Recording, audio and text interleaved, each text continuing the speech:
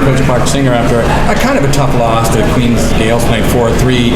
You had some chances in the third period there in the last 5 minutes in particular, but Kevin Bailey shut the door. What's your take on how the team played tonight? They played pretty well, I thought. Yeah, you know what? I thought we did a lot of real good things. I thought the first and third, we outshot them, double in both periods. But in the second, we got off our game a little bit. I think they took it to us. We just weren't playing the game the right way. I thought we were lazy on back checks. We weren't getting pucks deep. We were, just not playing the game the right way in the second. And although we tied it 2-2, I thought a couple of the goals were ones we can't allow. Now, I got to ask you, you're down to 4D right now, and they're playing every other shift. I don't know how. They played great tonight, but that's got to be tough on them and tough on the team, and you as a coach with just 4D. Well, you know what? It is what it is. You can't worry about it. You can't manufacture guys. You just got to, do whatever you can. But that's what I mean, when you go back to the second, we made it a lot tougher on those guys. We allowed, 3 or 4, 4-on-2, 3-on-2s, and that puts just extra pressure on those guys when they're playing every shift as it is. And we just got to play the game the right way for 60 minutes and play consistent. And when we do that, we're fine. And we're not the most talented group, but we're a hard-working group with good character, and we just got to make sure that comes through all 3 periods. I was wondering if is there a forward that you considered about putting back there at all? That's just not going to happen right now. He's already playing 14. Well, Matt, he has played defense, though, right? Yeah, but Corson's played defense, played some shifts at both the last couple of games, and but for a guy just to plain go back there and play defense without have never played for it's a real tough adjustment. But those guys have done a great job.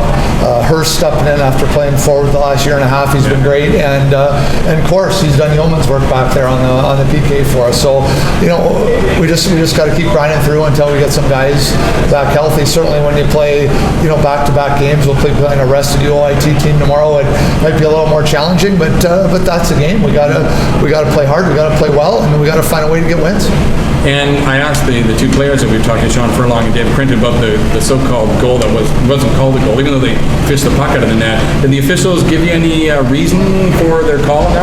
Yeah, they were good. They said the puck was lost sight of at the top of the crease, and that's when the whistle should have gone. And wouldn't have mattered where it ended up after that. There, when the puck is lost sight of by either one of the referees, especially the guy who's on the goal line, that's when the whistle goes. And that was the explanation. And they actually went and checked with the other guys if they were 100% certain the puck was in the net. None of them were. So that was a call on the ice, and the bottom line, we lost the game. Yeah. Last question for you. I know there's a lot of injuries this year, and we talked about it early in the season that it's hard to believe there's been that many. Yet your team's 9-3. Overall, I think are you fairly pleased with how the season's gone, given the injuries? Yeah. Hey, overall, yes, but not happy with tonight. Okay. That's the bottom line. And we got to keep building. We got to keep getting better. And I think parts of tonight were a step forward for us in terms of what we want to do, but parts are a step back. We just got to make sure we play with that consistency and need to beat good teams. Queen's one of the best teams in the country. They got the lowest goals against the OUA, and we talked before the game, and you can't allow 4 and expect to beat these guys, and that's what we did.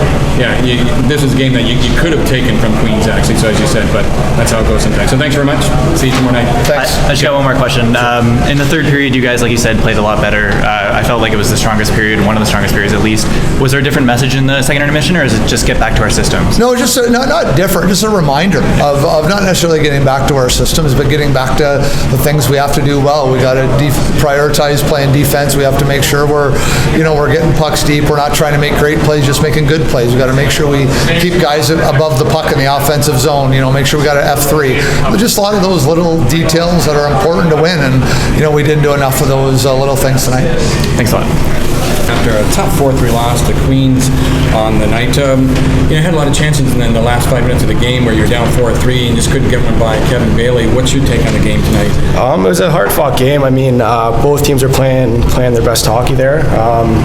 It's our fault for letting them stay in the game that long anyway, so it kind of came back to haunt us there. But both teams played to go a good full 60 minutes, and it just happened to end up in their favor. Now, you personally, you now teamed up with Ray Heater and Andrew Goldberg. You guys have been a really good unit in the last 3 or 4 games now. How do you feel playing with? These are the two young guys on there, two of many, mind you, but how is the chemistry with those two guys on the line with you so far? Oh, it's been working great so far. I mean, we're just trying to work on the little things and doing the small things right. And fortunately enough for us, it's been translating into some offensive game, which we're happy to take. But I mean, we just try to keep it simple, get the pucks out of our zone, and then hopefully get some work in their zone. Now, I know it was a tough loss tonight, but you're still 9-3 on the season, and you're playing with 4D right now because you got 6 of them on the injured list. Is the team's goal right now kind of just hang on until Christmas time to get some of these players back? No, I mean, we're just trying to play every game our absolute best and work as hard as we can.